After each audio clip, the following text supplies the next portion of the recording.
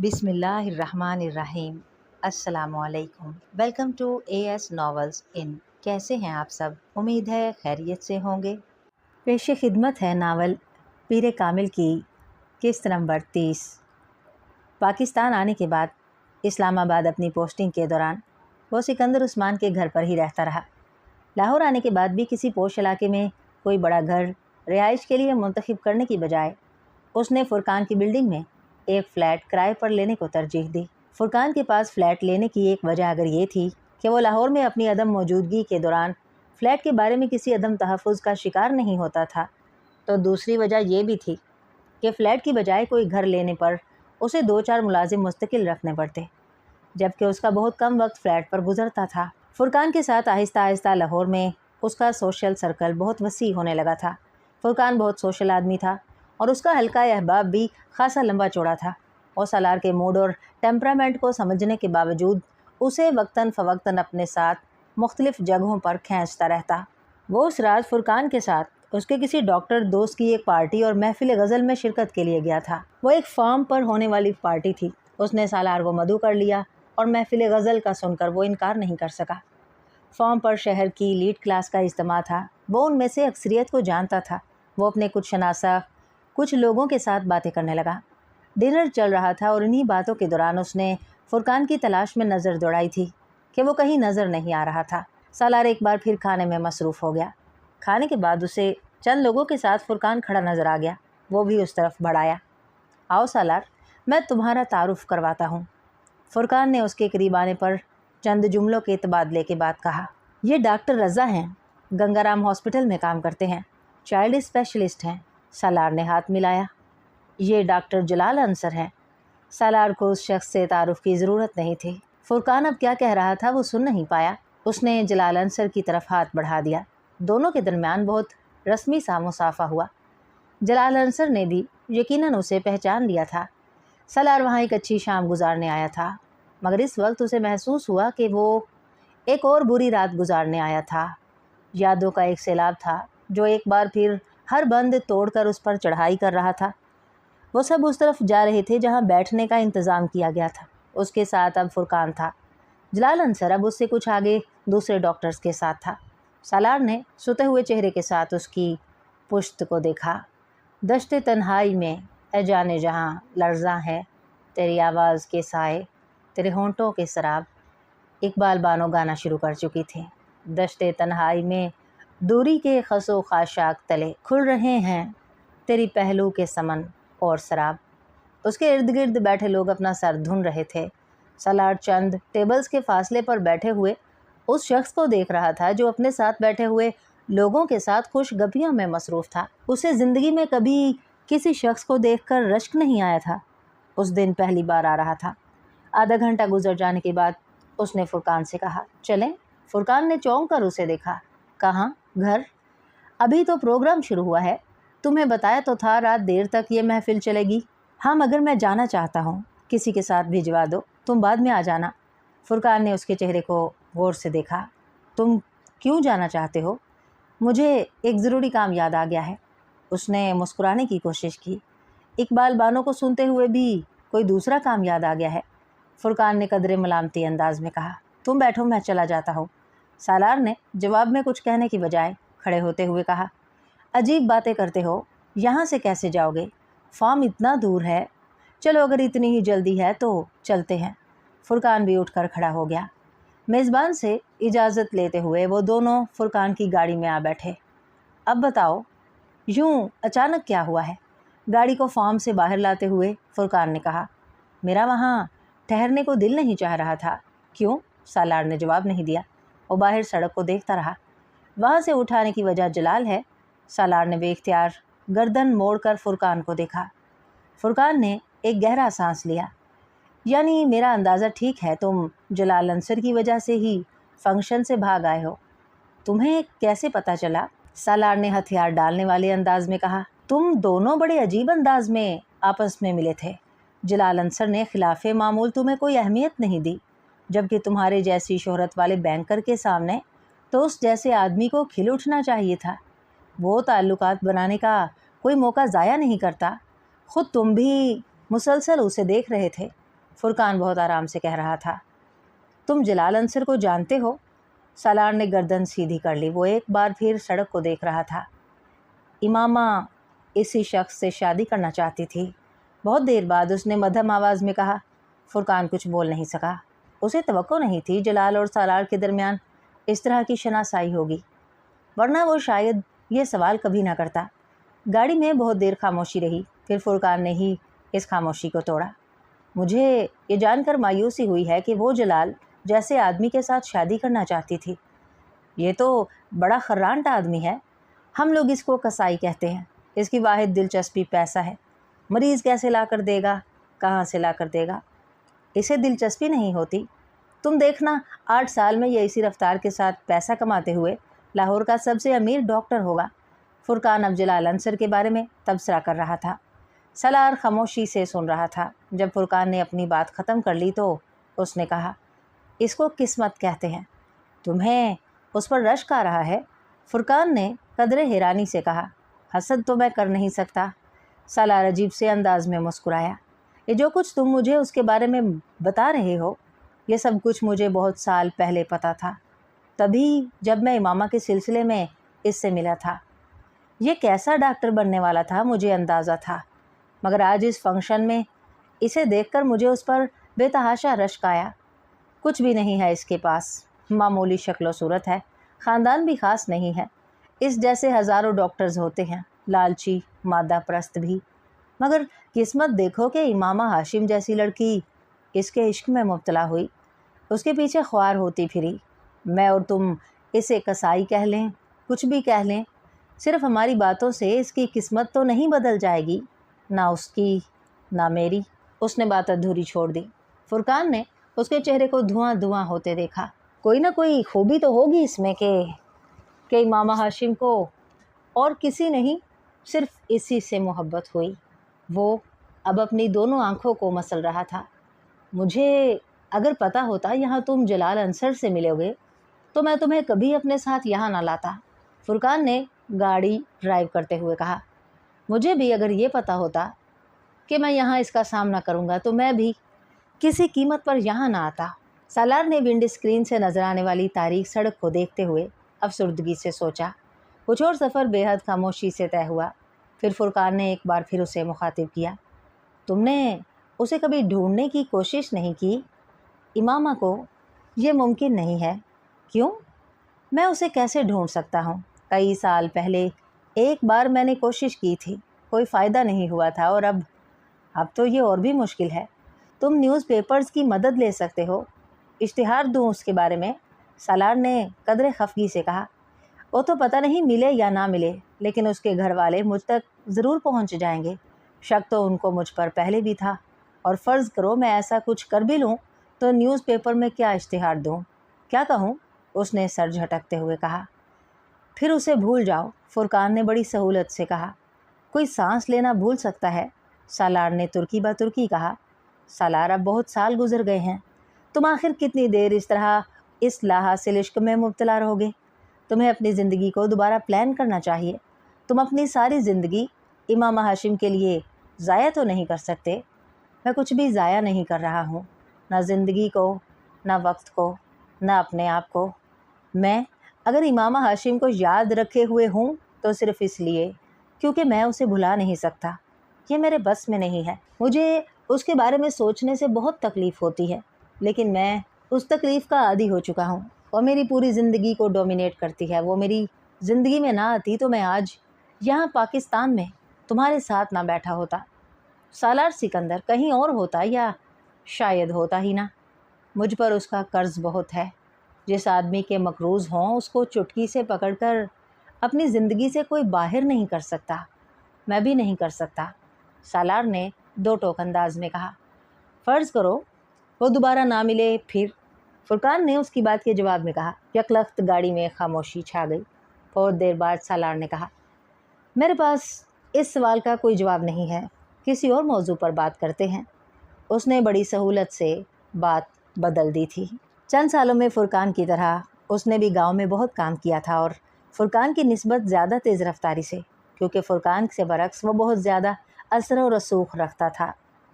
اس نے چند سالوں میں اس گاؤں کی حالت بدل کر رکھ دی تھی۔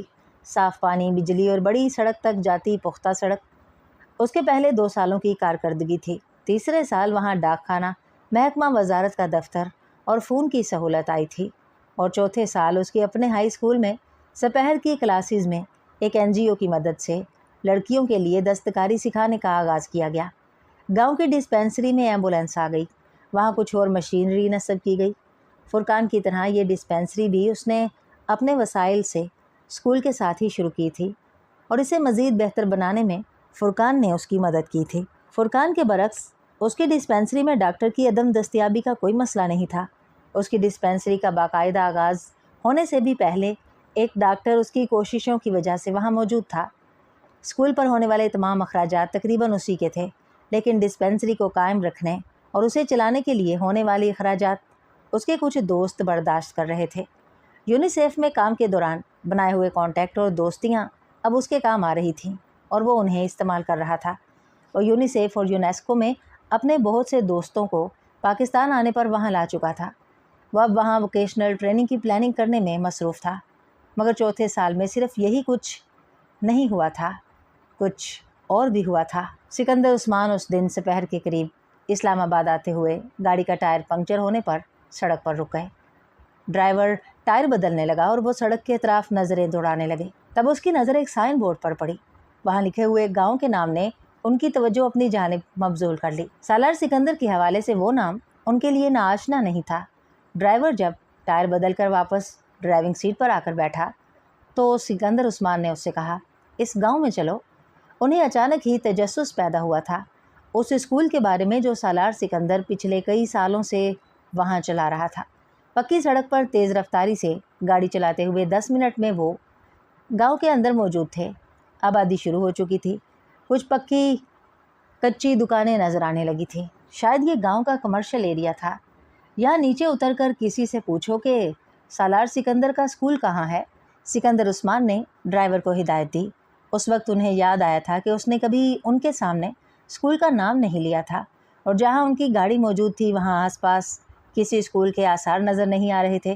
گاؤں کے لوگوں کے لیے چند سال پہلے سکندر عثمان کی گاڑی بے حد اشتیاق اور تجسس کا باعث بنتی، مگر پچھلے کچھ سالوں میں سالار اور فرقان کی وجہ سے وہاں وقتاً فوقتاً گاڑیوں کی آمد ہوتی رہتی تھی۔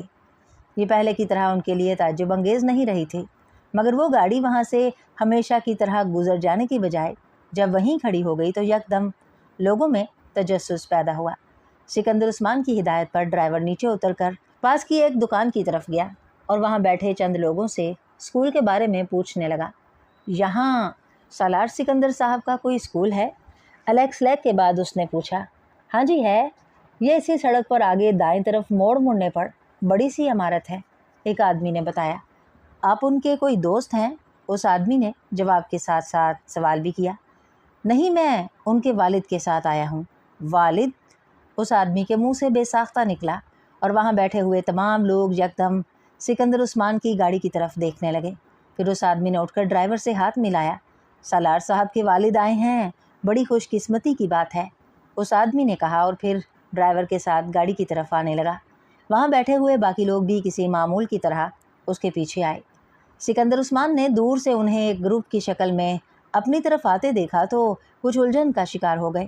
ڈرائیور کے پیچھے آنے والے آدمی نے بڑی عقیدت کے ساتھ کھڑکی سے اپنا ہاتھ آگے بڑھایا۔ سکندر عثمان نے کچھ تذبذب کے عالم میں اسے ہاتھ ملایا، جبکہ اس آدمی نے بڑے جوش و خروش سے دونوں ہاتھوں کے ساتھ اس سے مصافحہ کیا۔ اب اس کے ساتھ آنے والے دوسرے آدمی بھی یہی کر رہے تھے۔ سکندر کچھ الجھن کے انداز میں ان سے ہاتھ ملا رہے تھے۔ آپ سے مل کر بڑی خوشی ہوئی ہے صاحب، پہلے ادھیڑ عمر آدمی نے عقیدت بھرے انداز میں کہا۔ آپ کے لیے چائے لائیں یا پھر بوتل؟ وہ آدمی اسی جوش و خروش میں پوچھ رہا تھا۔ ڈرائیور اب گاڑی سٹارٹ کر چکا تھا۔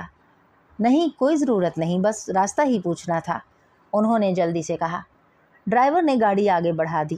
وہ آدمی اور اس کے ساتھ کھڑے دوسرے لوگ وہیں کھڑے گاڑی کو آگے جاتے دیکھتے رہے۔ پھر اس آدمی نے قدرے مایوسی سے سر ہلایا۔ سالار صاحب کی اور بات ہے؟ ہاں، سالار صاحب کی اور ہی بات ہے، وہ کبھی کچھ کھائے پیے بغیر یہاں سے اس طرح جاتے تھے؟ ایک دوسرے آدمی نے تائید کی۔ وہ لوگ اب واپس قدم بڑھانے لگے۔ سالار گاؤں میں موجود उन चंद दुकानों के पास ही अपनी गाड़ी खड़ी कर दिया करता था और फिर वहाँ मौजूद लोगों से मिलते, उनकी पेश करदा छोटी मोटी चीज़ें खाता पीता वहाँ से पैदल 10 मिनट में अपने स्कूल चला जाता था। वो लोग मायूस हुए थे। सिकंदर उस्मान ने तो गाड़ी से उतरने तक का तकल्लुफ़ नहीं किया था। खाना पीना तो दूर की बात थी। गाड़ी अब मुड़ रही थी और मोड़ मुड़ते ही ड्राइवर से मज़ीद कुछ कहते कहते सिकंदर उस्मान खामोश हो गए।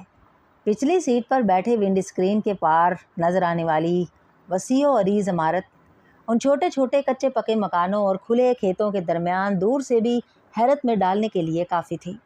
सिकंदर को अंदाज़ा नहीं था कि वहाँ इतना बड़ा स्कूल चला रहा था, मगर उनको दम बखुद इस स्कूल की दूर तक फैली हुई इमारत ने नहीं किया था, बल्कि स्कूल की तरफ जाती हुई सड़क पर लगे इस साइन बोर्ड ने किया, जिस पर तीर के एक निशान के ऊपर जली हरूफ में उर्दू तहरीर था, Sikandar Usman high school. Driver गाड़ी स्कूल के सामने रोक चुका था।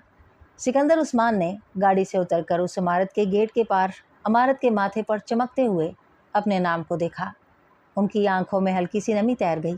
सालार सिकंदर ने एक बार फिर उन्हें कुछ बोलने के काबिल नहीं रखा था। गेट बंद था, मगर उसके दूसरी तरफ चौकीदार मौजूद था, जो गाड़ी को वहाँ रुकते देखकर गेट खोल रहा था। ड्राइवर जब तक गाड़ी से उतरा, चौकीदार बाहर आ गया। साहब शहर से आए हैं, ज़रा स्कूल देखना चाहते हैं, ड्राइवर ने चौकीदार से कहा। सिकंदर उस्मान हनूज उस स्कूल पर लगे अपने नाम को देख रहे थे। सालार साहब के हवाले से आए हैं?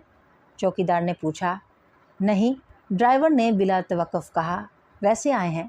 सिकंदर उस्मान ने पहली बार अपनी नज़रें हटाकर ड्राइवर और फिर चौकीदार को देखा। मैं सालार सिकंदर का बाप हूँ, सिकंदर उस्मान ने मुस्तहकम मगर भराई हुई आवाज़ में कहा। ड्राइवर ने हैरानी से उनको देखा। चौकीदार एकदम बौखला गया। आप सिकंदर उस्मान साहब हैं? सिकंदर कुछ कहे बगैर मेकान की अंदाज में गेट की तरफ बढ़ गए।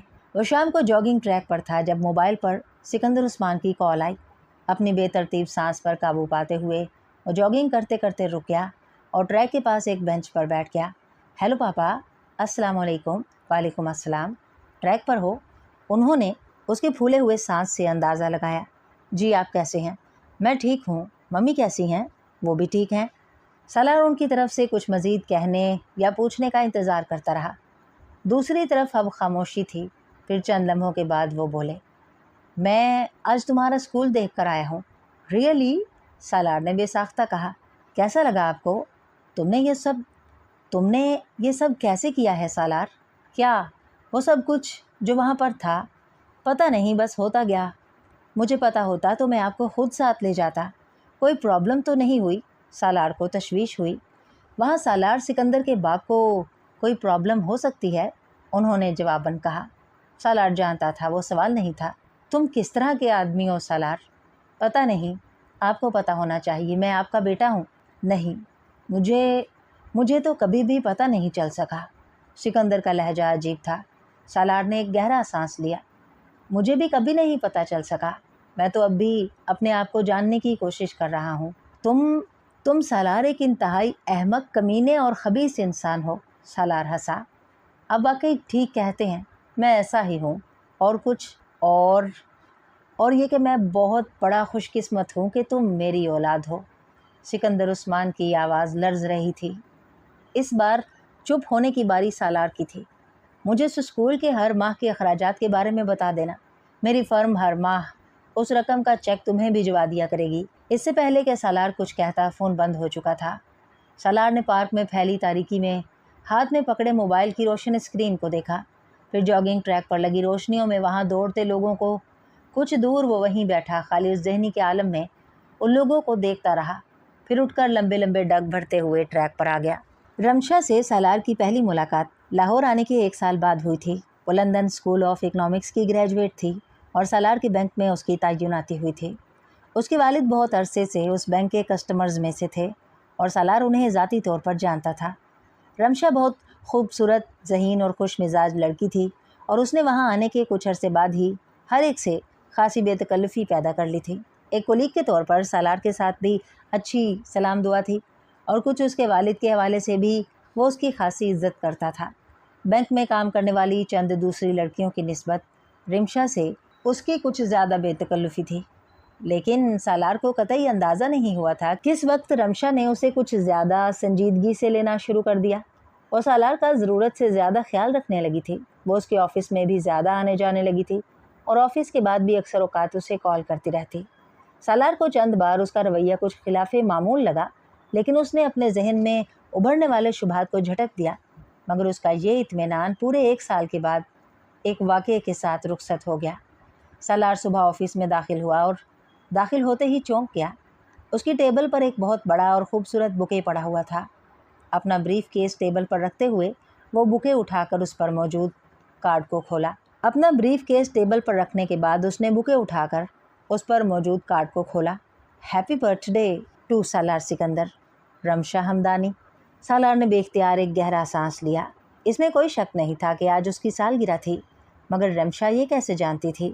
وہ کچھ دیر کسی سوچ میں گم ٹیبل کے پاس کھڑا رہا، پھر اس نے بوکے ٹیبل پر ایک طرف رکھ دیا۔ اپنا کوٹ اتار کر اس نے ریوالونگ چیئر کی پشت پر لٹکایا اور چیئر پر بیٹھ گیا۔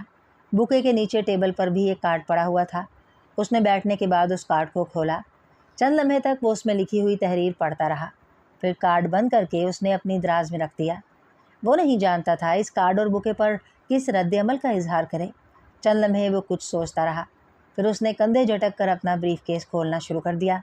وہ اس میں سے اپنا لیپ ٹاپ نکال کر بریف کیس کو نیچے کارپیٹ پر اپنی ٹیبل کے ساتھ رکھ رہا تھا جب رمشا اندر داخل ہوئی۔ ہیپی برتھ ڈے سالار، اس نے اندر داخل ہوتے ہی کہا۔ سالار مسکرایا۔ تھینکس۔ رمشا اب ٹیبل کے سامنے پڑی کرسی کھینچ کر بیٹھ رہی تھی، جبکہ سالار لیپ ٹاپ کو کھولنے میں مصروف تھا۔ بوکے اور کارڈ کے لیے بھی شکریہ، یہ ایک خوشگوار سرپرائز تھا، سالار نے بات جاری رکھتے ہوئے کہا۔ وہ اب اپنا فون لیپ ٹاپ کے ساتھ اٹیچ کرنے میں مصروف تھا۔ مگر تمہیں میری برتھ ڈے کے بارے میں کیسے پتہ چلا؟ وہ پوچھے بغیر نہیں رہ سکا۔ جناب یہ تو میں نہیں بتاؤں گی، بس پتہ چلانا تھا، چلا لیا، رمشا نے شگفتگی سے کہا۔ اور ویسے بھی دوست آپس میں یہ سوال نہیں کرتے، اگر دوستوں کو ایسی چیزوں کا بھی پتہ نہیں ہوگا تو پھر وہ دوست تو نہیں ہوئے۔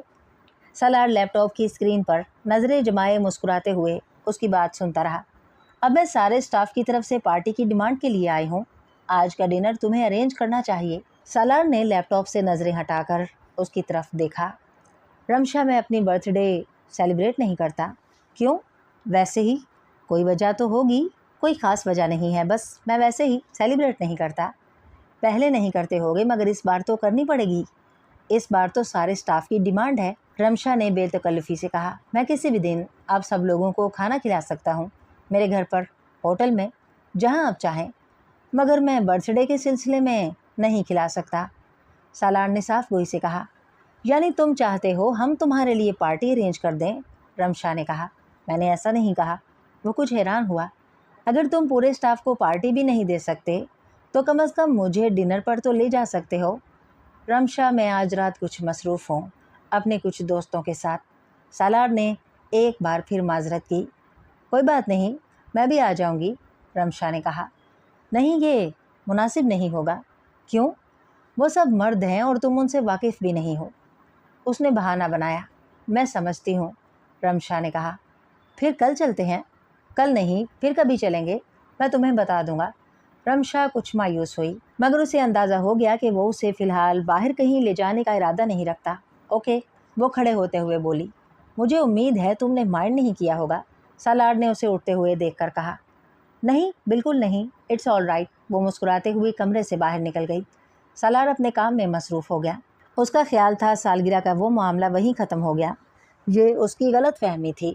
لنچ آور کے دوران اس کے لیے ایک سرپرائز پارٹی تیار تھی۔ اس کے پاس مسٹر پال ملر نے بڑی گرم جوشی سے سالگرہ پر مبارکباد دی تھی۔ وہ پارٹی رمشا نے ارینج کی تھی اور کیک اور دوسرے لوازمات کو دیکھتے ہوئے وہ پہلی بار صحیح معنوں میں تشویش میں مبتلا ہوا تھا۔ اگر پہلے رمشا ڈھکے چھپے الفاظ میں اپنی پسندیدگی ظاہر کر رہی تھی تو اس دن اس نے بہت واضح انداز میں یہ بات ظاہر کر دی تھی۔ وہ لنچ آور کے بعد تقریباً آدھ گھنٹہ اپنے آفس میں بیٹھا پہلی بار رمشا کے بارے میں سوچتا رہا۔ وہ اندازہ کرنے کی کوشش کر رہا تھا کہ اس سے کون سی ایسی غلطی ہوئی تھی جس سے رمشا کو اس میں دلچسپی پیدا ہوئی۔ اس میں کوئی شک نہیں تھا کہ وہ بہت خوبصورت تھی، پچھلے کچھ عرصے میں ملنے والی چند اچھی لڑکیوں میں سے ایک تھی، مگر وہ نہیں چاہتا تھا کہ وہ اس میں انوالو ہونے لگے۔ وہ پچھلے کچھ عرصے سے رمشا کے لیے اپنے لیے خاص رویے کو اس کی خوش اخلاقی سمجھ کر ٹالتا رہا تھا، مگر اس دن آفس سے نکلتے ہوئے اس کی طرف سے دیے جانے والے چند پیکٹس کو گھر جا کر کھولنے پر اس کے 14 طبق روشن ہو گئے تھے۔ وہ بھی ان تحائف کو دیکھ کر تشویش میں مبتلا ہو رہا تھا جب فرقان آ گیا۔ ڈرائنگ روم میں پڑے وہ پیکٹس فوراً اس کی نظر میں آ گئے۔ واؤ، آج تو خاصے تحائف اکٹھے ہو رہے ہیں، دیکھ لوں، فرقان نے صوفے پر بیٹھتے ہوئے کہا۔ سالار نے صرف سر ہلایا۔ گھڑی، پرفیومز، ٹائیاں، شرٹس، وہ یکے بعد دیگرے ان چیزوں کو نکال کر دیکھتا رہا۔ یہ تمہاری بری کا سامان اکٹھا نہیں ہو گیا؟ فرقان نے مسکراتے ہوئے تبصرہ کیا۔ خاصا دل کھول کر گفٹس دیے ہیں تمہارے کولیگز نے۔ صرف ایک کولیگ نے، سالار نے مداخلت کی۔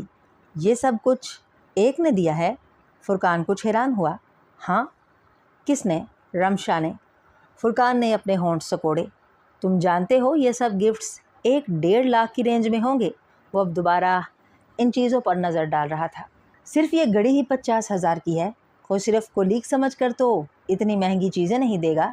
تم لوگوں کے درمیان کوئی… فرقان بات کرتے کرتے رک گیا۔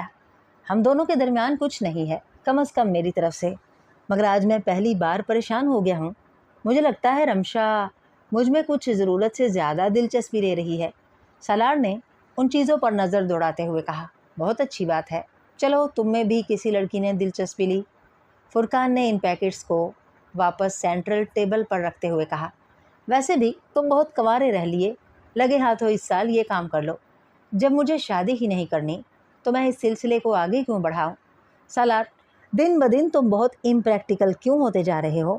تمہیں اب سیٹل ہونے کے بارے میں سنجیدگی سے سوچنا چاہیے۔ ہر لڑکی سے کب تک اس طرح بھاگتے رہو گے؟ تمہیں اپنی ایک فیملی شروع کر لینی چاہیے۔ رمشا اچھی لڑکی ہے، میں اس کی فیملی کو جانتا ہوں۔ کچھ ماڈرن ضرور ہے مگر اچھی لڑکی ہے۔ اور چلو اگر رمشا نہیں تو پھر تم کسی اور کے ساتھ شادی کر لو۔ میں اس سلسلے میں تمہاری مدد کر سکتا ہوں۔ تم اپنے پیرنٹس کی مدد لے سکتے ہو، مگر اب تمہیں اس معاملے کے بارے میں سنجیدگی سے سوچنا چاہیے۔ تمہیں ان تمام باتوں کے بارے میں غور کرنا چاہیے اور کم از کم دوسرے کی بات پر کچھ کہہ ضرور دینا چاہیے۔ فرقان نے آخری جملے پر زور دیتے ہوئے کہا۔ اس کا اشارہ اس کی خاموشی کی طرف تھا۔ اس سے دوسرے کو یہ تسلی ہو جاتی ہے کہ وہ کسی مجمع کے سامنے تقریر نہیں کرتا رہا۔ فرقان نے کہا، تم کبھی اپنی شادی کے بارے میں سوچتے نہیں ہو؟ کون اپنی شادی کے بارے میں نہیں سوچتا؟ سالار نے مدھم آواز میں کہا۔ میں بھی سوچتا ہوں مگر میں اس طرح نہیں سوچتا جس طرح تم سوچتے ہو۔ چائے پیو گے؟ آخری جملے کے بجائے تمہیں کہنا چاہیے تھا کہ بکواس بند کرو، فرقان نے ناراضی سے کہا۔ سالار نے مسکرا کر کندھے اچکا دیے۔ وہ اب چیزیں سمیٹ رہا تھا۔ رمشا نے حیرانی سے اپنے سامنے پڑے ان پیکٹس کو دیکھا۔ لیکن سالار، یہ سب چیزیں تمہارا برتھ ڈے گفٹ ہیں۔ سالار اگلی صبح ایک ٹائی چھوڑ کر تمام چیزیں واپس اٹھا لایا تھا اور اب وہ رمشا کے آفس میں تھا۔ میں کسی سے اتنا مہنگا گفٹ نہیں لیا کرتا، یہ ایک ٹائی کافی ہے۔ سالار، میں اپنے فرینڈس کو اتنے ہی مہنگے گفٹس دیتی ہوں۔ رمشا نے وضاحت کی کوشش کی۔ یقیناً تم دیتی ہوگی مگر میں نہیں لیتا۔ اگر تم نے زیادہ اصرار کیا تو میں وہ ٹائی بھی لا کر تمہیں واپس کر دوں گا، سالار نے کہا اور اس کے جواب کا انتظار کیے بغیر کمرے سے نکل آیا۔ رمشا پھیکے چہرے کے ساتھ اسے کمرے سے نکلتا دیکھتی رہی۔